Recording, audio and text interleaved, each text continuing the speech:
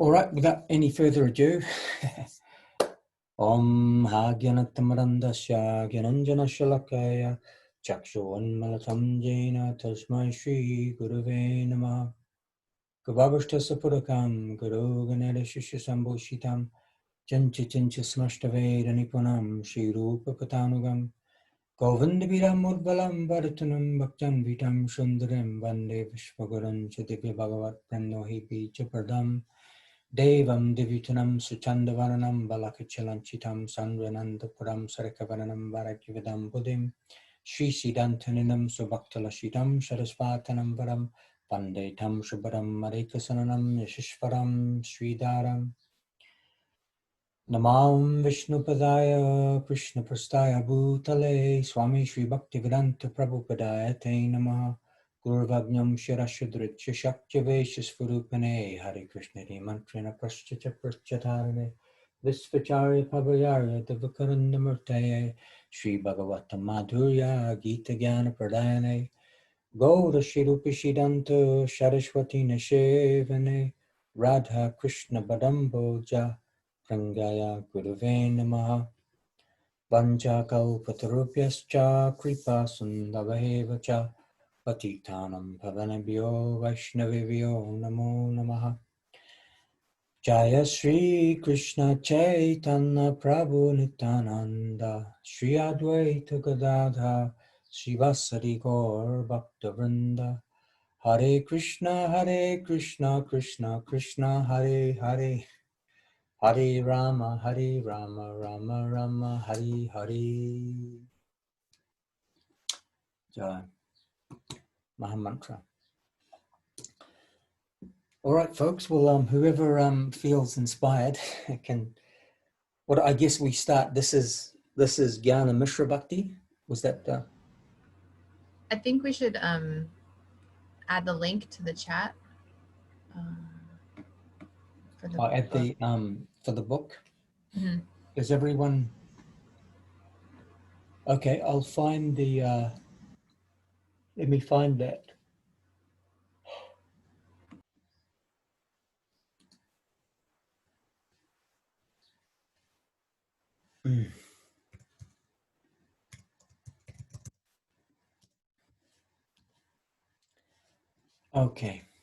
Okay, so this is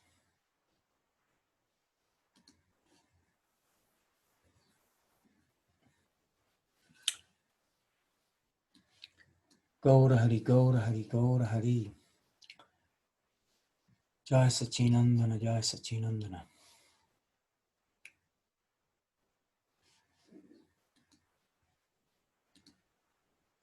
Copy link and send inside the chat.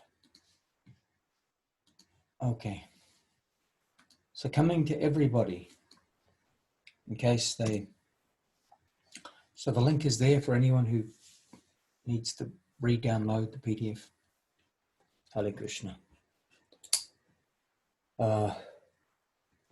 Page 117, right? 117 or 118? 118. Oh, 118. Neutral love of God. Yep.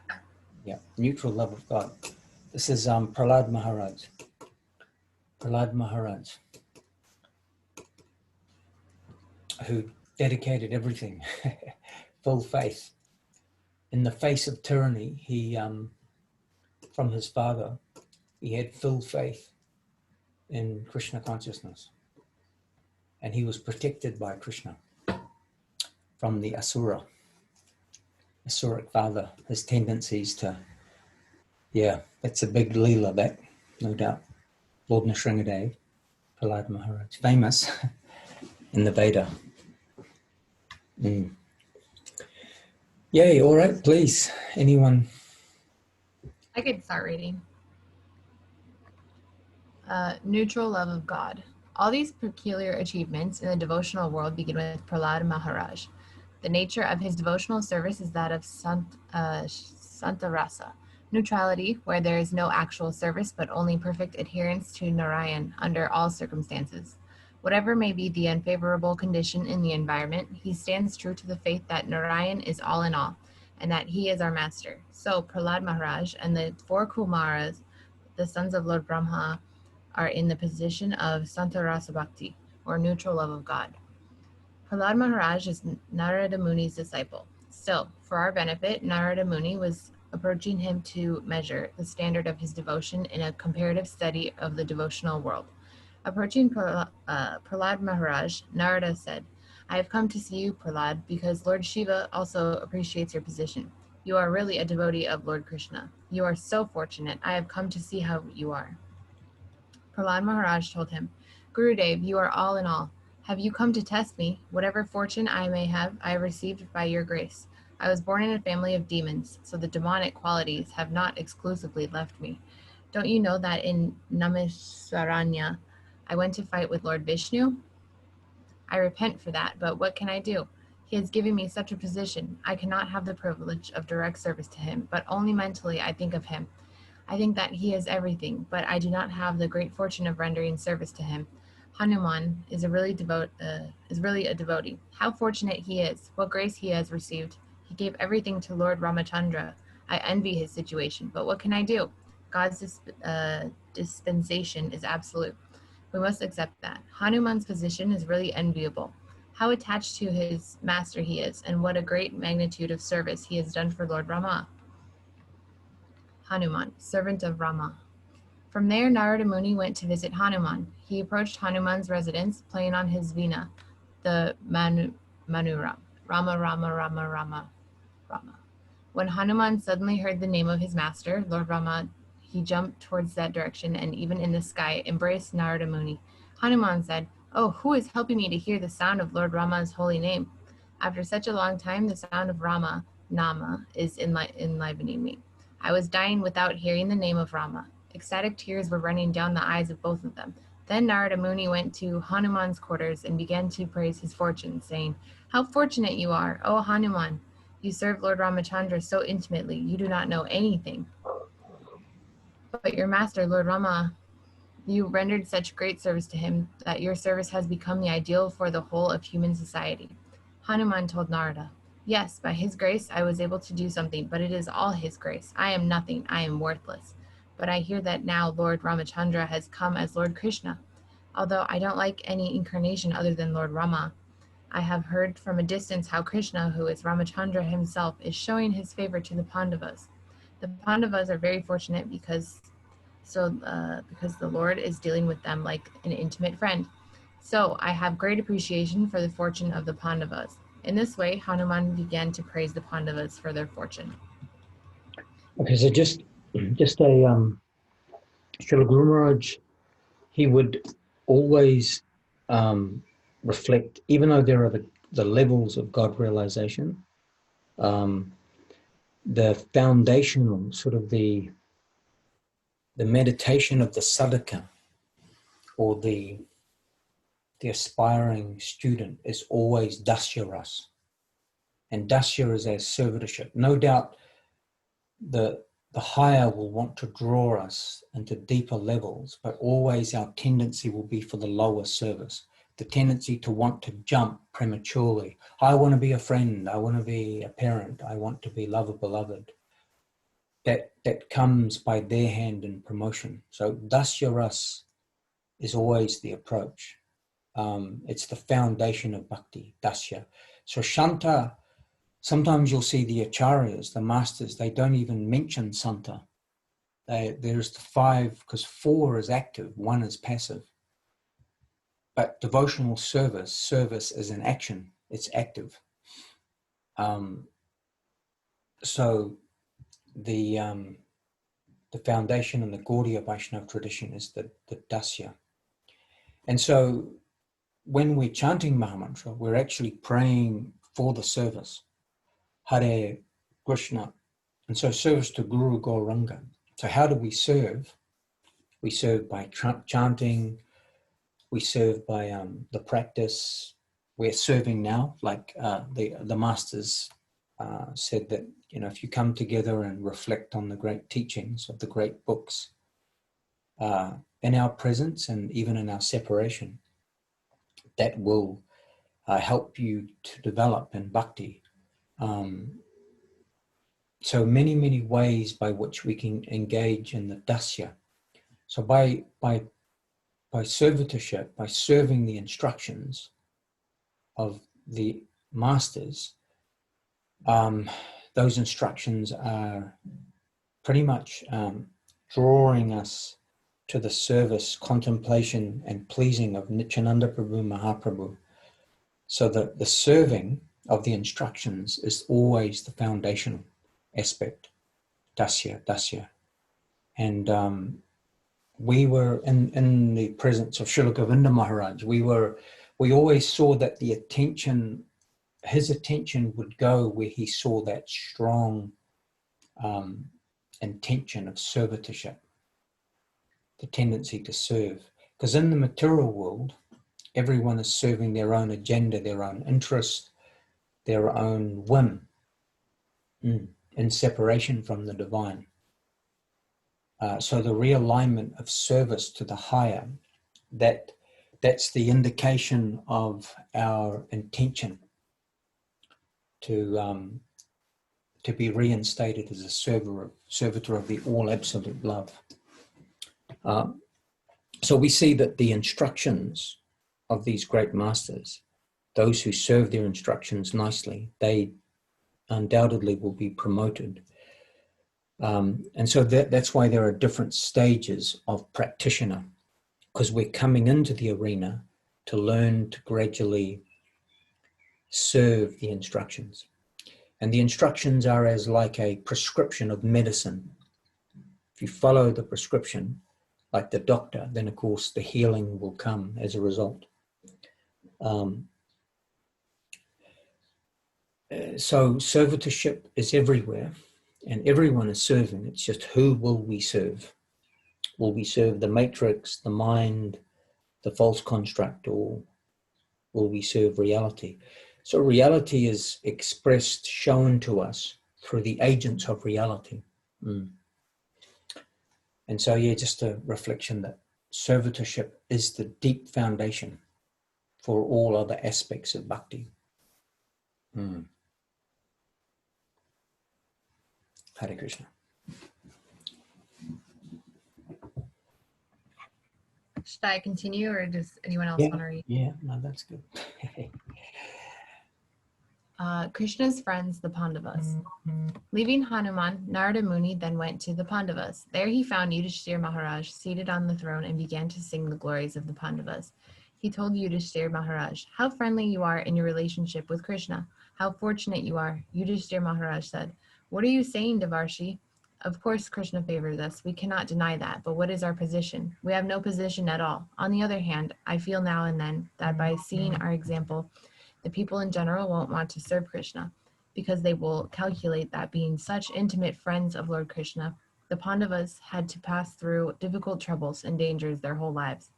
They will think that to be a devotee of Krishna means that one must suffer troubles throughout his whole life. So I'm afraid that by thinking of us, people will not venture to approach Krishna." Devarshi Narada said, No, I don't see it from that angle of vision. What is danger or affliction to the Pandavas? What is the meaning of that? That is the message that Krishna is coming. When the Pandavas are in danger, that is nothing but the message that Krishna is coming to save you. So your mother also prayed, Vipadaha santutaha shaspat tatra jagat guru bhavato darshanam yat syad apunar bhava darshanam. Let dangers come, may they visit me always. I don't care for that, because that brings Krishna much closer to us. We rather like the dangers that bring Krishna into our intimate connection. That famous statement of your mother, Kunti Devi, stands there. The Pandavas, headed by Maharaj Yudhisthira, said, "Yes, Krishna visits us now and then, and in the time of our dire need, but how fortunate are the Yadus. Lord Krishna is always with them. They are so proud of their master, Lord Krishna, that they do not care for any other power in the world.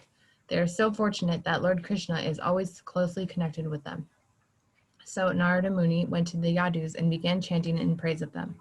They said, "What do you say, Devarshi Narada? Krishna is with us, of course, and in any time of great danger, he comes to help us. But how much do we care for him? We are living independently, careless about his existence. But among us, Uddhava is really his favorite. Whatever Krishna does, he always consults with Uddhava, and in all of his confidential matters, Uddhava is present there, and in every case, he is always very thick with Uddhava. Even we envy the fortune of Uddhava. Uddhava, more dear than Krishna. Then Narada went to Uddhava and told him, Uddhava, you are the most favorite devotee of Krishna. Krishna says, Na tata me priyatama, atma yonir na shankaraha, na cha sankarshano na shuri, naivatma cha yata bhavan. O Uddhava, what to speak of other devotees like Brahma, Shiva, and Sankarshan, or Lakshmi? You are more dear to me than my own life. You are such an intimate associate that Krishna values you more than his own life, Uddhava said. Yes, of course, out of his causeless benevolence, he might have said something like that, but I don't think that I am his real devotee, especially after visiting Vrindavan. All my pride has been melted by seeing those devotees. The spirit of service and the intensity of love towards Krishna that I found in the devotees in Vrindavan is unparalleled. O Devarshi, I am nowhere. Do you know that statement of mine? It is recorded in the Srimad Bhagavatam. Asamaho charana renujusham aham shyam Vrindavan kimapi gulma latashudinam yadusyajam Svajanam Arya Patam Chahitva Pejur Mukunda Padvim Shrutibir Vimurgyam. The gopis of Vrindavan gave up their husbands, children, and families who are difficult to renounce, and sacrificed even their religious principles to take shelter of the lotus feet of Krishna, which are sought after even by the Vedas themselves. Oh, grant me the fortune to take birth as a blade of grass in Vrindavan, so that I may take the dust of the lotus feet of those great souls upon my head. There I have disclosed my heart fully. The quality of love for Krishna that I have found in the damsels of Vrindavan is so exalted that I could not but aspire to be born in Vrindavan as a piece of grass, so that the foot dust of those divine damsels might touch my head. So what are you saying, Devarshi? If you would like to see real devotion, real divine love, you should go to Vrindavan. Don't put us in an awkward position, saying that we possess devotion to Krishna. This is rather a mockery, a foundationless utterance. I found real devotees of the Lord in Vrindavan. You didn't watch Maybe. Yeah, so just in reflection here, so Uddhava more dear than Krishna. So there's before was the friendship, talking about the Pandavas and Kunti Devi, Yudhisthira. So their intimacy with Krishna was more familial, but then it's going on to say Uddhava. Uddhava is more than. So it's considered that Uddhava is Dasya, Sakya, but half of Vatsalya. Uddhava is considered more dear than Krishna himself. So, and then that Uddhava, he talks about the gopis, he talks about the Goloka conception, the more intimate connection. So what you see here is levels of God realization is the developing intimacy with the Supreme, the more familial, intimate relationships. But in order to come into those stages, of course, deepening love and love for the higher, for Radha Krishna, has to be there in development. So there's no, they've attained, there's the eternal associates who are eternally in that state, and the newcomers, we're being prepared to come into that full surrender, the service conception, love. So once, one lady disciple of Srila Prabhupada, she goes, I love you, Srila Prabhupada. And he goes, yes, to love me is to serve me. And to serve the Guru is serve the instructions, which is become Krishna conscious. Serve your own higher prospect by aligning to the great truth, connecting with the great truth, serving the great truth.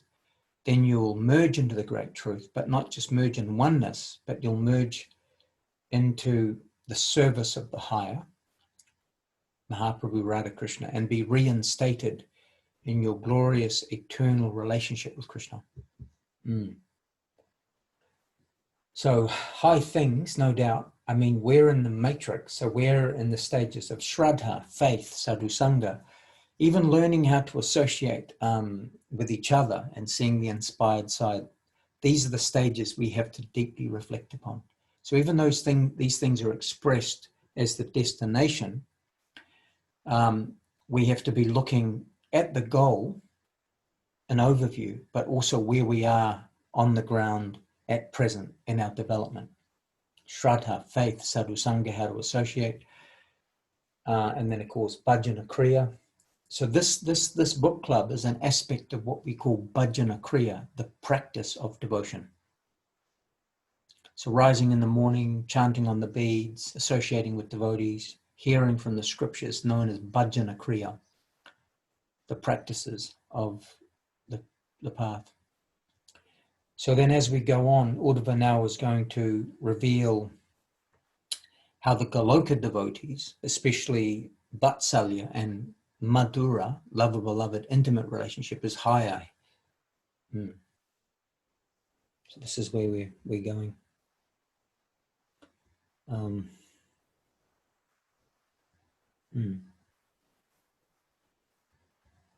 Hare Krishna. Okay, then I will continue. In this way, Sanatana Goswami tries his best to take us through the path by showing us the gradual development of devotion to Krishna. Prahlad Maharaj has been accepted as the basis of Shuddha Bhakti, the beginning of pure devotional service. Because he is situated in Santarasa, or devotional service in neutrality, above that there is... wait, did I just skip a sentence? No. Okay. Above that there is a Dasya Rasa, the love of God in servitude, as shown by Hanuman.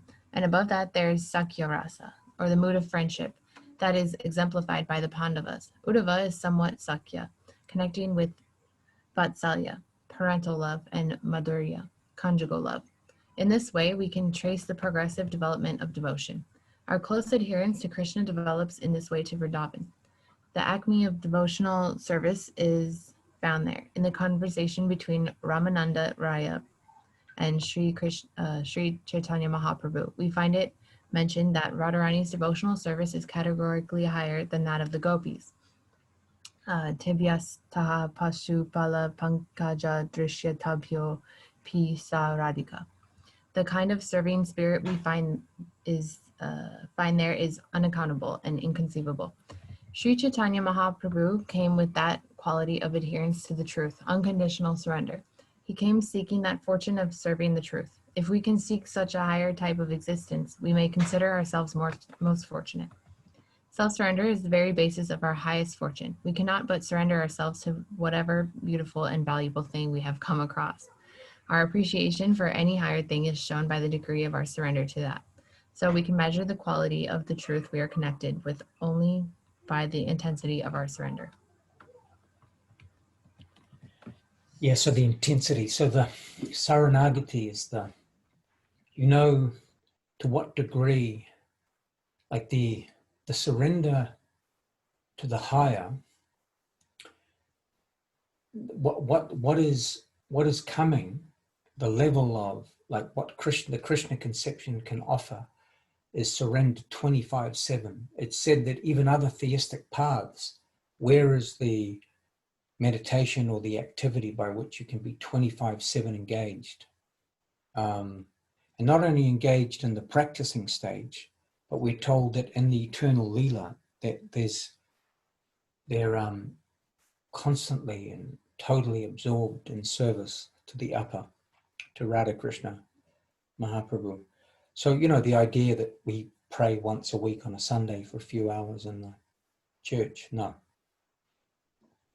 We're wanting continual conscious surrender and connection with that transcendental Dara, that transcendental wave called the Nirguna,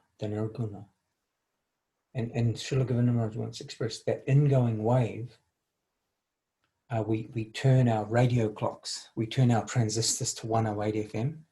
So the sadhana, the practice is to adjust self-interested nature to 108 FM, God interested.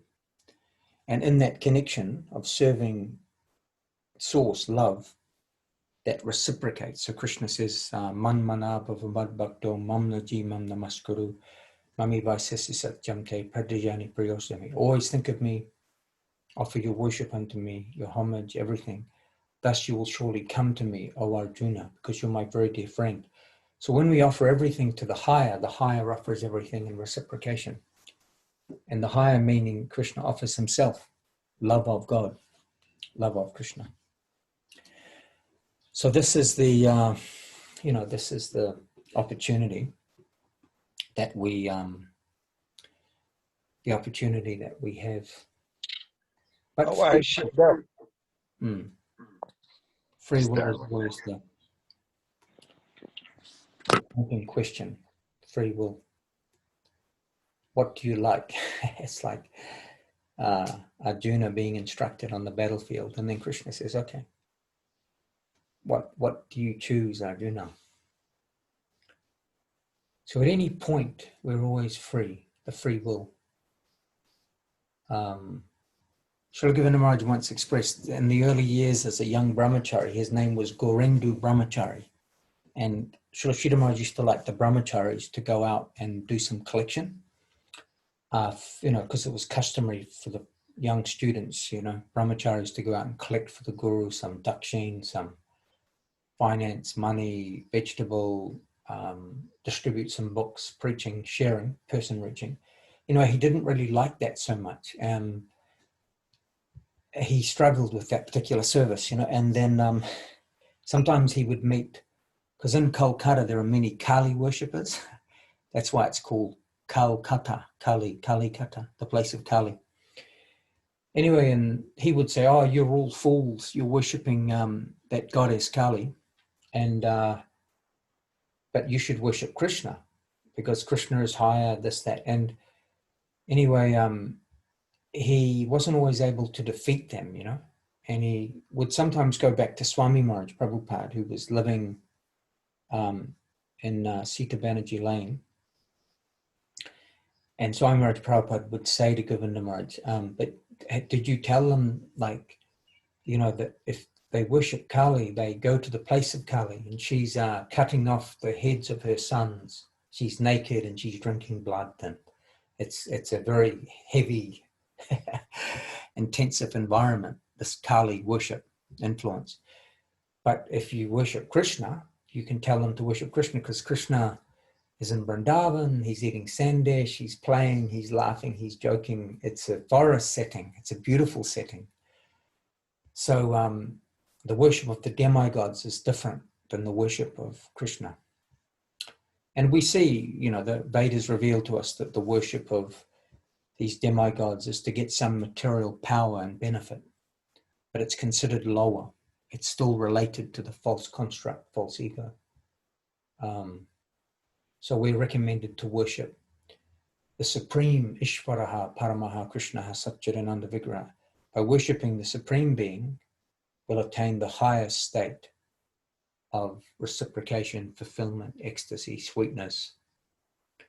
So what's coming from the Krishna conception is a higher coin, a higher currency. And what's given by the gods, goddesses within the matrix, and even what's on offer from Shiva, it's still not as high. Maybe some mukti, you can go to Maheshtam, but by Kuntha Goloka, that's where it's really happening. That's the place where every word is a song, every movement is a dance, every day is a festival. Can you speak on matrix a little more? Because sometimes for me it makes perfect sense, I follow. Sometimes my mind just goes like, whoop, like what? I'm struggling today with matrix. Well, the matrix, of course, is the realm for the naughty boys and girls. Welcome to the matrix. Welcome, my son. Welcome to the machine. That's a Pink Floyd, isn't it? So we are living within a construct which is made up of 3 modes of material nature, 7 upper planetary systems, 7 lower planetary systems. And it's a place by which we are in the perception that we're living in separation from Krishna. Dandavat. Kali, Hare Krishna. Yes. Krsna, would you have... Can I chime in with some ontology about the word matrix? Yes, definitely. Yes. Okay. The Sanskrit word for mother is matri, M-A-T-R-I. That word is modified in English as matrix. So what matrix means is it's the substratum, the kind of environment within which something arises. So what's interesting about the word matrix itself comes from Sanskrit, matri, which means mother, which means Maya, which means she who provides all of these experiences that we want. Whether they're aligned with the divine or not, she's going to provide us with what we want, right? So matri, mother, mata, matrix, matri. So I don't know if that helps at all, but matrix itself means it's kind of like a fertile soil. So if your soul wants to continue to progress in the illusion, if it wants to continue to be kind of the center of reality and have its whole reality reflect its desires, then it will give you that. But if you actually ask the mother matri matrix, please help me to know who I really am, help me to know who is God, where is my source, where is my home, then she'll also provide that because your heart is sincere. Matrix, That's great. matri, Yeah. mother, Thank you. they all come from the same word. Matri, mother, matron. You've heard the word matron? Yeah, true, yeah. Yeah, matron. That Maiden, comes from maiden, maiden. Exactly. It's all coming from the same place. Matri, dominatrix. mother. Yeah. Right. No. Also, yeah. Dominatrix. Yeah. Okay. I'm out. Yeah, that was, But thank that's you. my. Hare Krishna. Yes.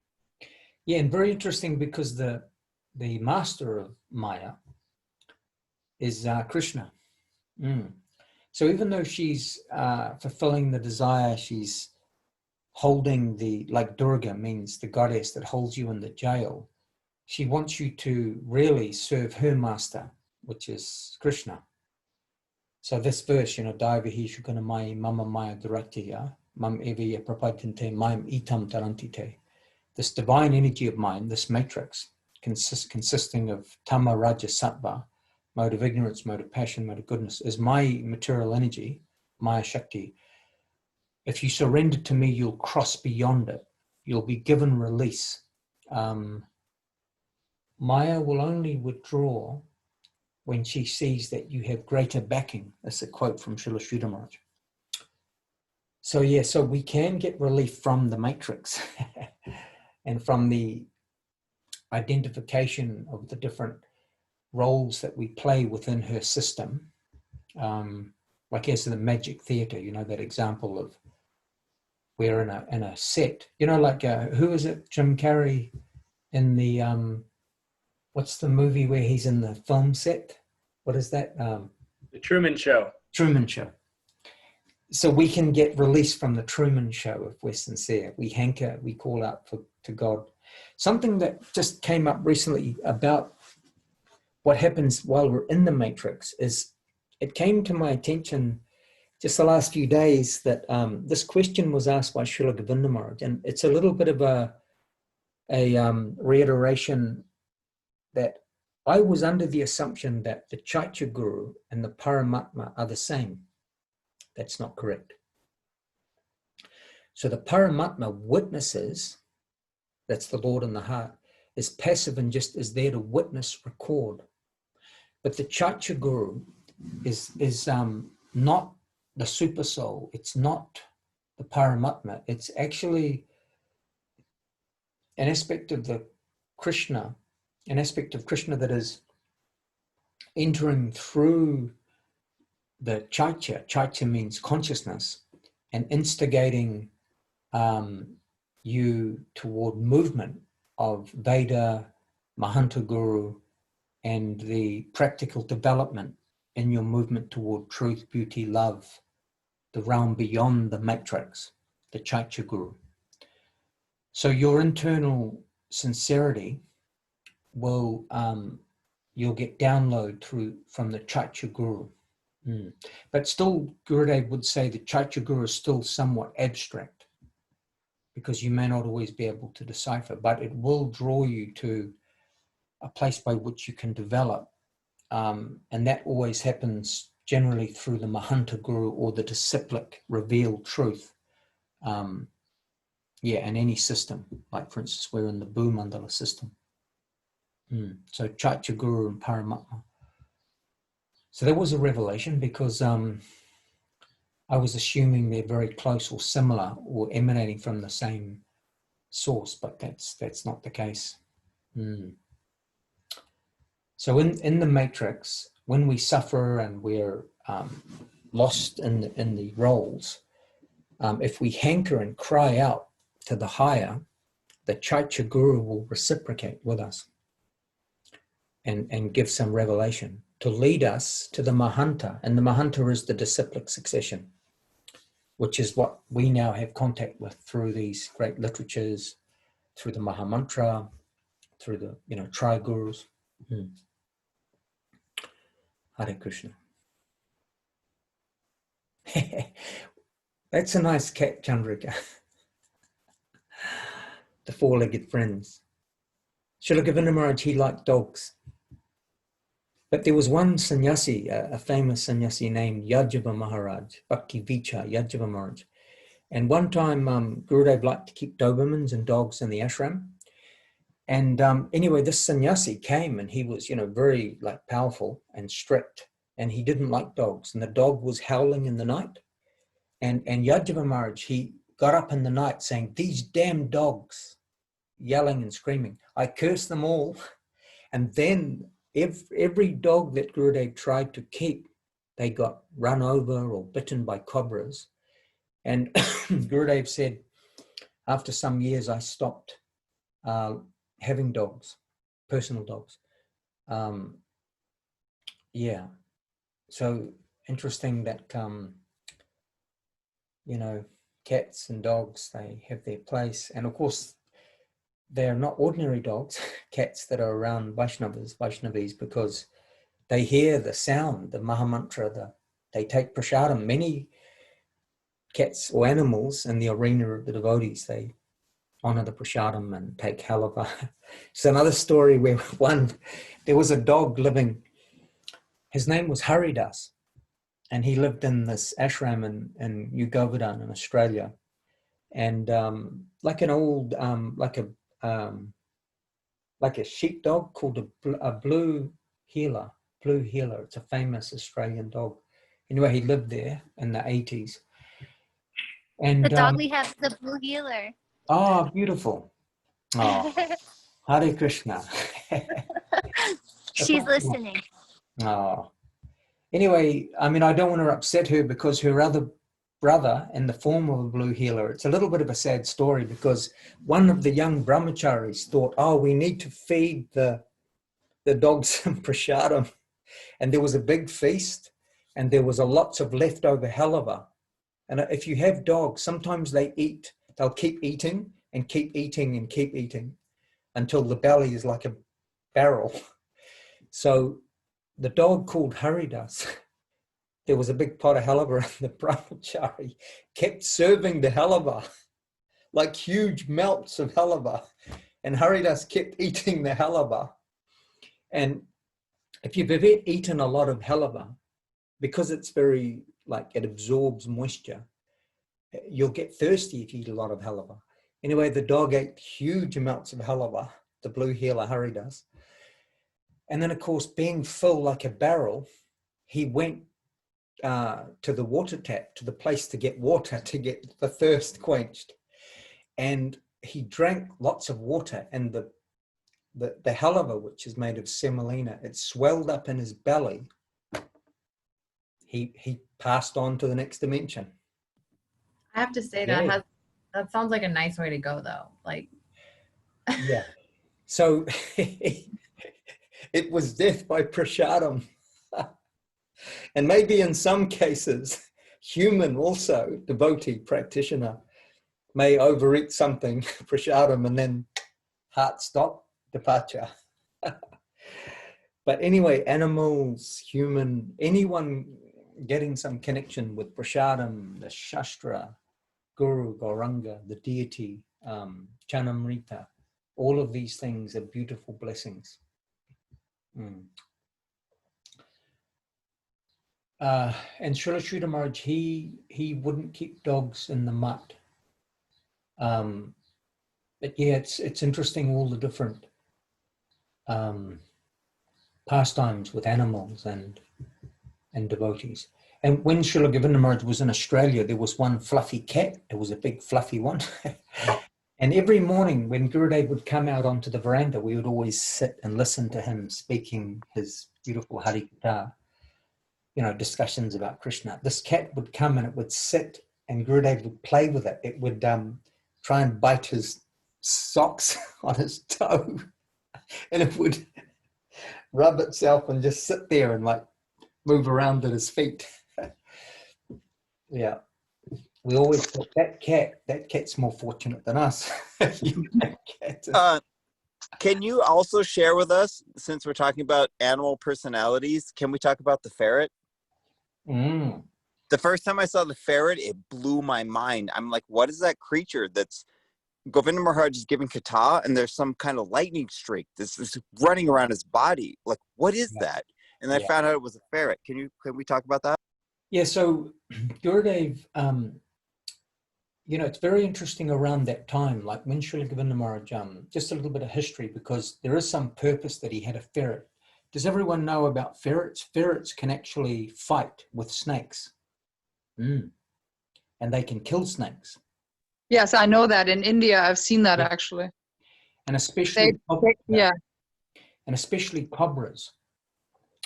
And because I asked Jagadananda about why Gurudev had a ferret, and he said he had a ferret for the purpose of protecting and keeping the snakes away inside the mutt.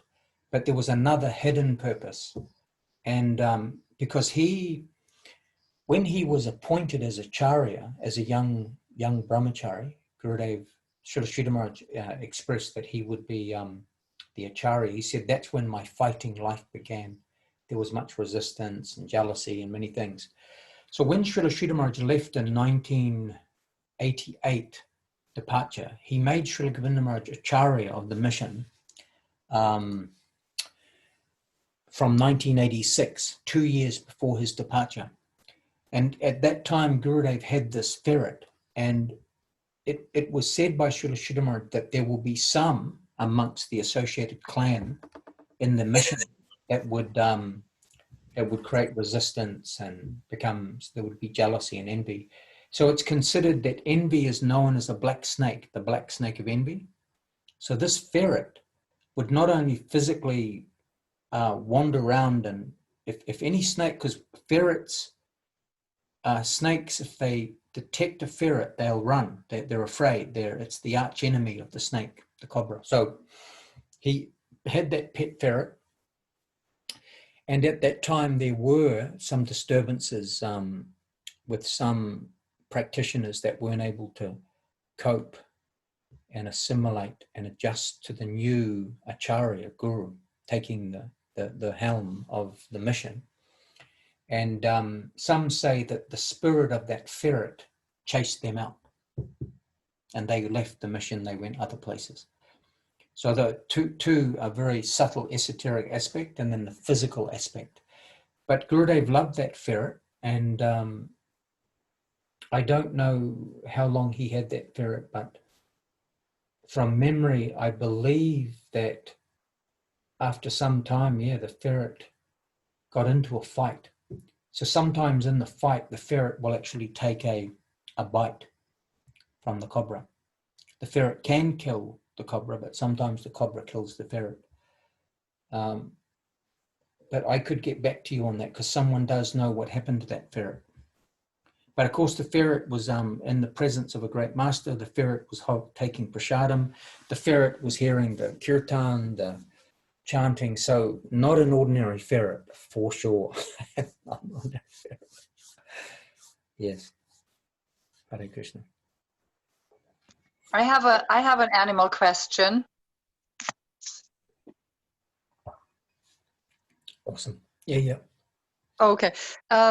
So a long time ago, well, not that long, in the 80s, was there was an what's it called, inauguration of a temple, of a Krishna temple at the Shivananda ashram, and a white deer showed up, and they were all saying that that was the biggest blessing that can ever hope for. Was, you know, everything else was going well, you know, the construction, the priest, the puja, but it was the deer showing up, and it was a white deer, and they associated that with Krishna. And I want to know more about the association, or the subtleness of the esoteric part of the deer. Wait, didn't Sati, or with like Rama and or Sita, sorry, didn't she turn into a deer? Or was that Kuvera? The Ramayana, there is, we know that Bharat Maharaj took birth as a deer in his pastimes. I know that Sita was distracted. The demon Ravan, he took the form of a deer to try and take Sita away into the forest by deception.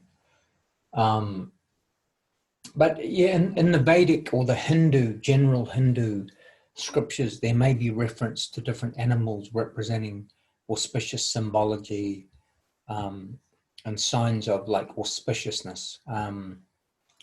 Perhaps, do you know anything in that regard, Jaydev Prabhu, about deer in relation to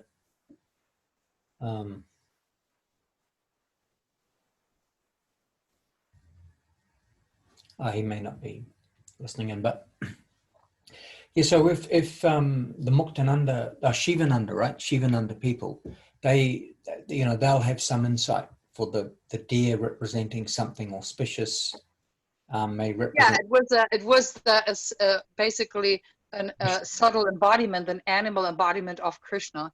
But I haven't really seen that around, the Vaishnava traditions, the deer. Yeah, I haven't heard anything as such. I know that in the Vaishnava tradition they use lion. Lion was often established outside the ashrams, big lions, Nrsimha, lion, to protect. Lion is the king of the animal, you know, like, and also we know, you know, Krishna, the peacocks, Krishna's peacock feather, and the cow, of course, is sacred. So all of these animals have deep connection. The cow, especially, as we know, spiritual progress is pretty much zero while eating cows. You know, this is you'll be locked under, the deep in the matrix through the cow eating. So sort of the beginning of human life is giving up cow killing, cow eating, and then honoring the cow. And then also we know parrots. We know that in the Radha Krishna Nitya Leela there are many beautiful parrots, and the chatak bird is another reference in Srila Sridhara Maharaj's writings. The chatak bird is a bird that it drinks only the rainwater. It drinks only when it rains. So it's said that if you only take what's coming from above into your consciousness and take anything from the mortal realm, if you become like the chatak bird, you'll be quickly advanced in bhakti. Only take what's descending from Veda and above from Guru Gauranga. So there's reference to the chatak bird. And in the Chaitanya Charitamrita, we know that there was a great dog of Shivananda Shain, and Mahaprabhu would throw prasadam to that dog, and that dog attained the spiritual kingdom. So bhakti is all powerful. Anyone who gets into the field, human, non-human, tree, plant, even the carrots get offered to Krishna, they get benefit. Banana, apple. So the apple tree that gave the apples must also get benefit. If the apples go from the apple tree to the apple crumble, and the apple crumble gets offered to the Guru Gauranga, then apple, and so apple, inside apple is seed of apple, and the apple tree will get benefit. So very mystical. So non-human, you know, so inanimate entity, non-moving entities and moving entities, any connection with Prasadam, Mahamantra. Oh, and we know, this is, you'll sometimes see on YouTube, there are many cows in Vrindavan, or dogs, that will come to the different temples in Vrindavan, and they'll sit while the sadhus are speaking the Hari Guitar or chanting the bhajans, and sit and listen. And then when the bhajans finish, they brush themselves off and they move and go wandering again. This is a phenomenon. So this is going on also for the animals. But the white deer, yeah, that could be a bit of homework. Maybe the good thing we have Google, so we can go white deer, Krishna, reference to Veda. But they're just some that come to mind. But Jaidev, if you're listening in, if you have any reflections about deer or white deer. I'm a brush off wandering dog. You know, I'm just pretty much a dog, and I'm sitting at the lap of the devotees, and I'm absorbing some sukriti from the devotees. Hare Krishna. Jai Gurudev. So yeah, every wait, someone else had something they were saying. Who was that? I think that was That was Kanika. me. Yeah. Hi. In Native American traditions, the deer represents the connection between the spiritual plane and the material plane. So it's like a really beautiful omen, that it's like the connecting animal. It's like a spirit animal. Awesome. I don't know. I just wanted Would to add you also that. say also the deer represents innocence, and then a white deer represents like really, really pure innocence, right? Because at least from the Native, because I'm like part Native American, and all my research showed that the deer represented like sort of a type of innocence, like a purity, or like a, you know, like an innocence. And then a white deer would be innocence upon innocence.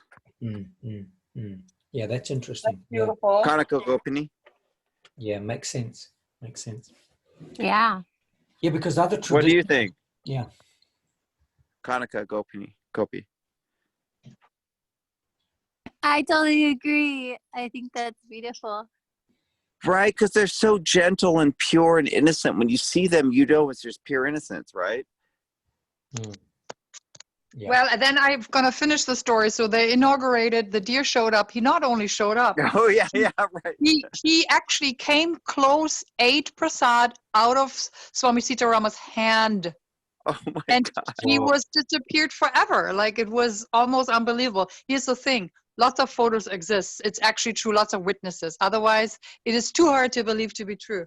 It was a true, and so there's that story. And I know, but that's only towards that moment in time and place and time, it was pregnant with all that good omen. But I thought there was maybe also a general, like, you know, is Krishna taking any form of deer so he can show up for inaugurations in general. But it was actually very special. And that deer was seen, but it was never tame. It was seen for a little bit and then was never seen. Like it grew, it was like a youth, and it grew up and was never seen. All right, yeah, here's so another that's the crazy real thing. story. He ate prasad out of the hand. So here's where it gets crazy. Check this out. Dhira means the heart. So deer, like deer in English, means deer, like an animal. Dhira means heart, like dhira. I thought it meant sober. No, that's dhira. Yeah, I know. So dhira means heart. Dhira can mean sober or of steady mind, but maybe dhira. It depends on the you can Google these points. So I mean, generally dhira, Krishna dhira, Swami dhira is sober or of steady, you know, gravity, deep gravity or reflection, dhira, sober. I thought it was stira with an S, like in. No, dhir. Oh, Dhir means heart. Dhir. Mm. okay, So that's cool. yeah, no doubt some mystical auspiciousness, and because different traditions, you know, like the white eagle and the white buffalo in the I think it's Navajo or Cherokee, they have the tradition when the white buffalo appears that has significant meaning. There's also the white calf of the the white buffalo. And then the albino elephant, that's another very auspicious symptom amongst elephants. So they will have meaning somewhere in some tradition. And of course, we want to honor all traditions. We know that other traditions are getting revelation of truths and of the higher, the nirguna also, or something of the higher saguna, sattva.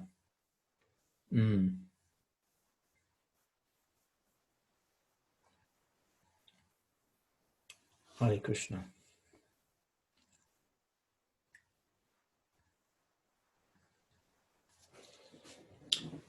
Yeah, you know, the connection, the service, the offerings, you know, like you have to think, like, because in the ashram, when I first joined in the 80s, like the in Riverhead, which is just 20 clicks from here, the ashram that I joined in, it was an old farmhouse and they extended it into a temple room. And there used to be the field mice used to come in, you know, it's like always difficult to keep the field mice out. And so the remnants of the prasadam that would be, you know, all over the place in the temple room and here, there, the mice would sort of scuttle around and try and sort of gather some crumbs. And so we have to consider the field mice were honoring prasadam. But there were different perspectives, you know, like some of the practitioners would be thinking, oh, this is their vermin, this is causing disturbance for the hygiene. So they would put mouse traps out. And there was some talk, a discussion with Prabhupada, and he said, oh, if you can catch them, you know, in a humane, you know, without killing, and then release them back to the field, but we shouldn't, you know, hurt any innocent entities, you know, because they're wanting to get some mercy, prasadam.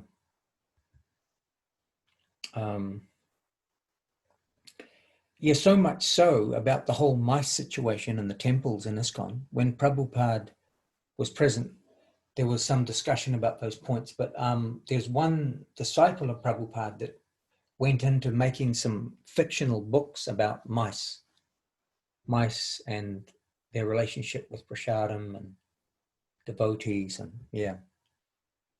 His name is Satsvarup Das Goswami. So he, I think he had some interaction with the mice.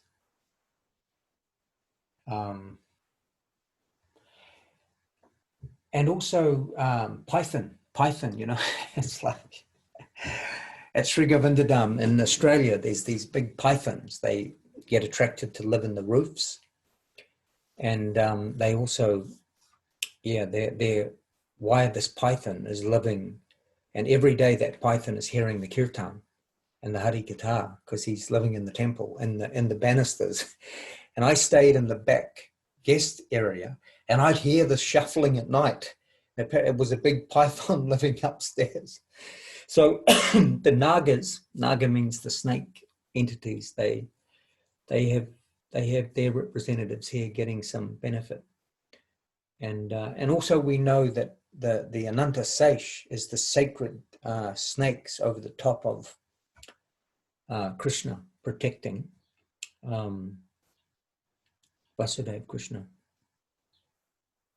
Many things, you know, the animals have their representation. Of course, we know Kurma, tortoise, the divine tortoise incarnation. And then we also have Lord Nrsingadev, half man, half lion. We have Matsya, the divine fish incarnation. Yeah.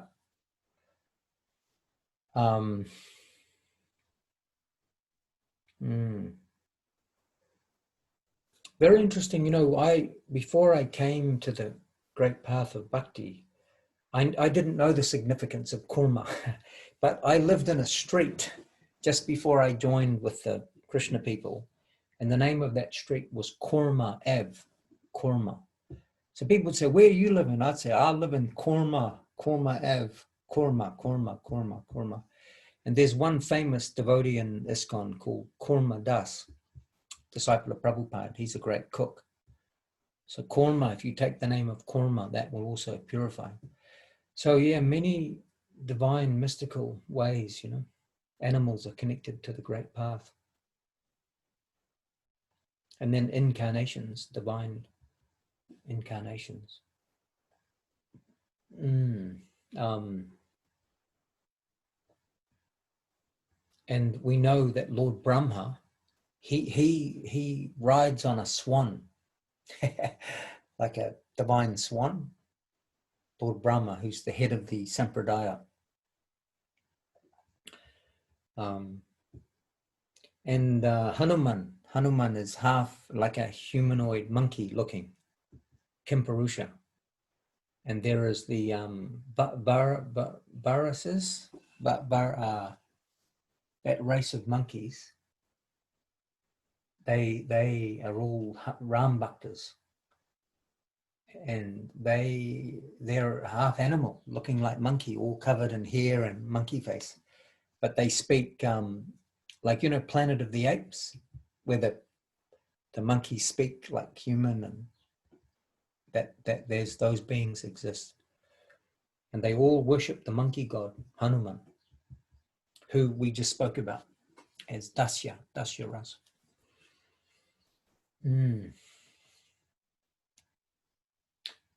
And another thing about animals and trees, when I went to Brazil for my sannyas many years ago, Gurudev said there was these big trees, like in the ashram. They've got all these different places on the ashram, little cabins. And where I was staying with my friend Shrauti Maharaj, there were these huge, big redwood-like trees, you know, big redwoods, maybe, I don't know if they have redwoods in Brazil, but big, big trees.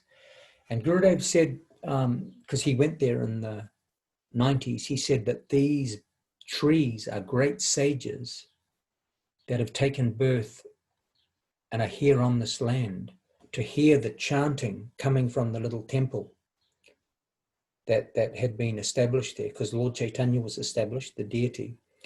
And those sages wanted to benefit from hearing Mahamantra and the devotees of Srila Sridhara Maharaj and Srila Govinda Maharaj in their practice. So they took birth for that purpose, and also to benefit their realization, to support those living on the land also. And he said that, he said, you touch those trees, they're great sages that have taken birth as those trees. So every day in the morning when I'd go to the Mongol Arati, I'd get up early, I would always touch the trees, you know, out to my head, and because your Gurudev said they're great sages. So we...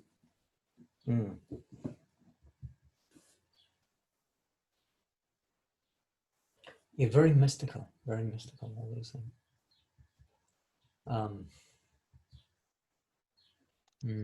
It's so delightful, all these places we've been going for just like the last 20 minutes. We're going in a different realms, all these lokas, tree loka, animal loka. It's delightful. It's uplifting. Yeah, the different you know, connections, and I'm just thinking other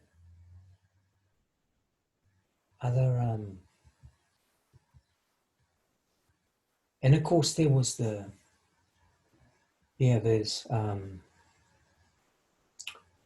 the python, and trying to remember other, and Prabhupada's passed on some animals. Yeah, but everyone benefited, you know, everyone benefited. So like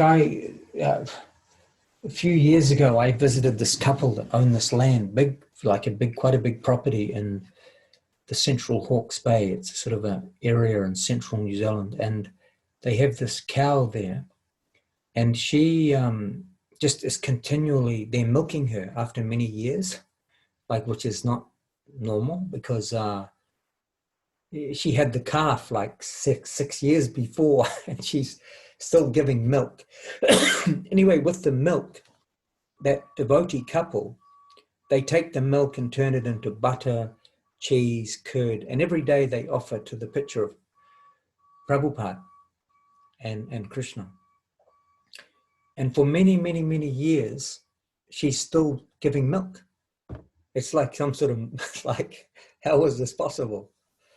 And, you know, they're vegetarian, chanting and practicing. Anyway, they milk this cow. And what's her name? Her name is, I think, Saraswati. Saraswati is her name. And she has a bad hip, and she hobbles around with the other cows, but she's still giving milk after 7 years. So she's, you know, in a cow body, but she's serving constantly Prabhupada in the picture, because they offer every day all the milk and the butter, and they made ghee, you know, clarified butter from the cream. So it's quite a phenomena. And yeah, so I stayed there a few nights, and I'd go up while James and Cecilia, James would milk the Saraswati in the morning and the evening, and I would sort of sit and watch him do that and chant on the beads. And she was there happily, you know, she'd hobble in, and he said, this is unbelievable, 7 years, the milk's still coming. So there's also these types of phenomena from the cows, the dogs, yeah, beautiful, mystical. Excuse me. Guru, I had a question off topic. This is Cody. I have never actually asked this before. In anything Vedas, have you ever read anything where they talk about crystals? It's a lot of very new agey thing, and I've found myself drawn to like certain crystals at certain times, and could be completely be placebo effect, their effects, just because I read that it says that it does this, that I manifest it. But is there anything in the Vedas about that you know of? I'm not. I know from reference to the acharyas that Srila Prabhupada wore specific rings of particular gems. So definitely our Vedic masters had reference to particular stone helping to assist in their astrological influence, but to protect and help them in the service. And Srila Govinda Maharaj, he also wore ruby and other precious gems, which are crystal, for that same purpose. So, but maybe someone else has more reference. I could chime in. So yeah. We're currently studying Srimad Bhagavatam. And if I was to go back over the last 3 cantos we've been studying, all those 3 cantos have referenced crystals like a billion times. You got spurad, amit, like you got rubies, sapphire,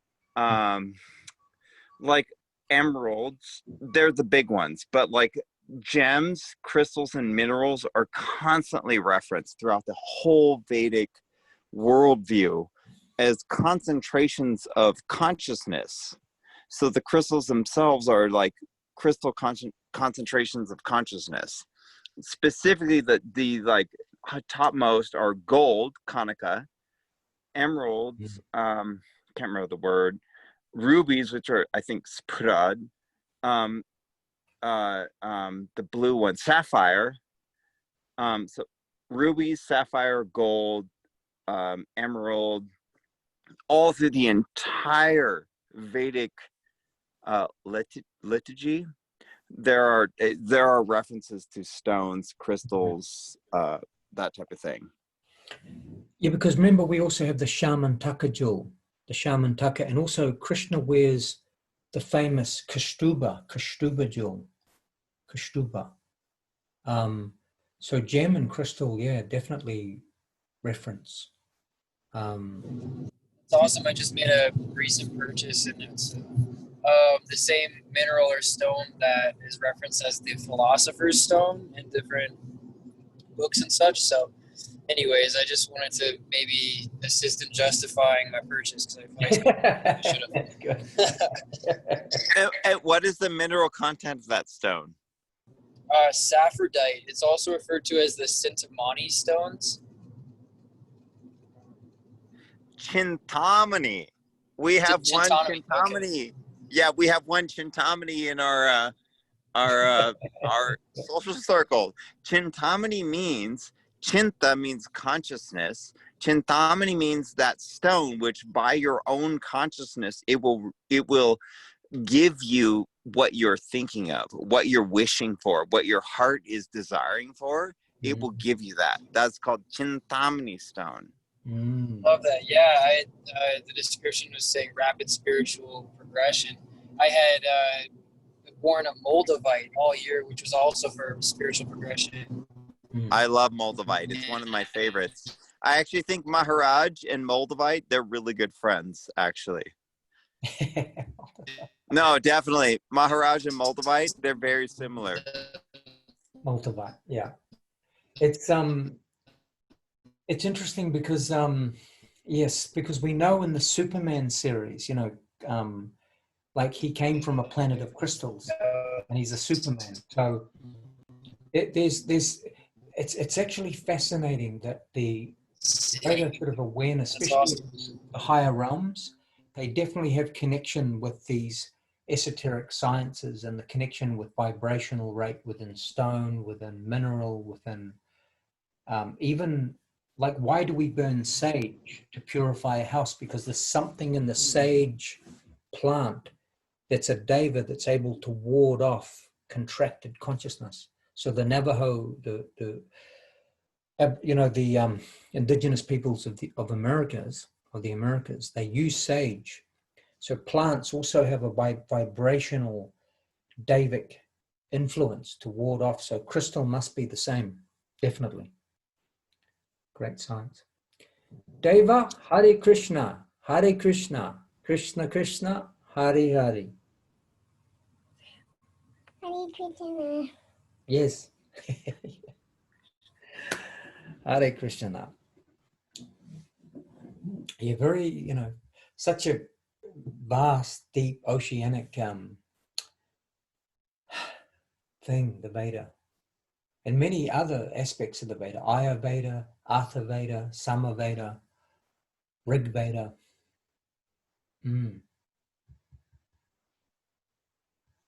Vast. But all conceivable and inconceivable aspects of Veda will be revealed through Yashyadevi Para Bhaktir Yatha Devi Tata Guru Tashaiti Katatahiyata Prakashanti Mahatmanaha.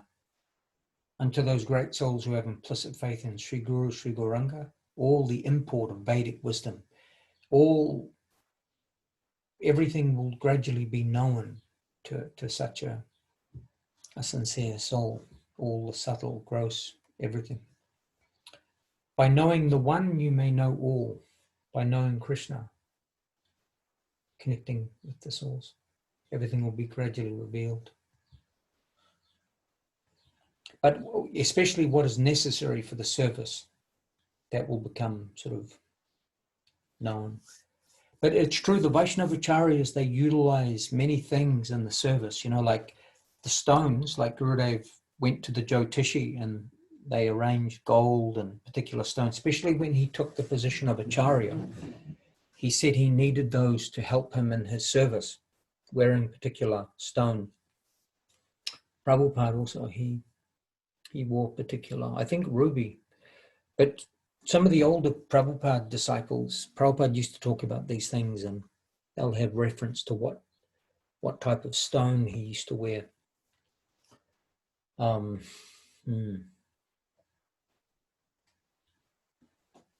Krishna. it's a certain gemstones are to please the perhaps benefic aspects of the planets, Yeah. so that they are not in their full-fledged maleficness, Yes. and Yeah. so it gets shaktified or gets neutralized. Yeah. That's it. Yeah. That point. Yeah. Definitely. And also they say that the planets that pull on the karma, so they either pull us into the benefic area or in that malefic area. Yeah. And so that's just one more measure to keep away from all that bad Mm. doing there of the power and the planets. Yeah. Exactly. The Jyotishis they will suggest certain gemstones Yeah. for some weak areas in the chart. That's it. That's it. And of course, for one who fully surrenders to the higher, then all astrology, all influence of planets is in check by the higher. But that's, of course, rare. Hey, Maharaj, I actually Yeah. think this is a perfect segue to mention that Srila Govinda Maharaj was a master Jyotisha astrologer, and he was actually accurately able to predict the fact that he was going to die, like, I think 1 year after his inauguration as the Acharya, or maybe like 1 year before or something like that. So his guru said, no, you're going to be the new Acharya. And he's like, no, I'm a master Vedic astrologer. I understand. And he understood through like endless, limitless knowledge, all of astrology. And he knew that he was going to die before he was even going to be inaugurated as the Acharya. Yeah. And Sridhara Maharaj was like, nope, just trust me. You're going to be the Acharya. And he's like, no, I'm not. No, just trust me. Like I've calculated the planets. I've calculated the gemstones. I've calculated everything. There's no chance. And Sridhara Maharaj is basically saying Krishna will adjust. Exactly. And what happened is for 12 years, I think, 10 to 12 years, past his astrologically perfectly predicted point of release from this planetary plane, he ended up being the Acharya. So basically, he was living on borrowed time from Shri Krishna to be the Acharya. Definitely. This is he said, throw away your astrology. I'm giving you extra time. Wow, that's mind-blowing. Yeah. So he was a master astrologer, and he knew his point of death. And his guru said, no, you're going to be the Acharya. And he said, no, I'm not, because I'm going to die at this point. And the guru said, no, you aren't. Trust me, I will adjust. Yeah. Very mystical things like that going on all over the place. Amazing, isn't it? The power, because see, Krishna, Ishvaraha Parama Krishna, he's the creator of all other systems. So he can adjust, change, omit, reset everything as he chooses. That's the power of the one, the supreme.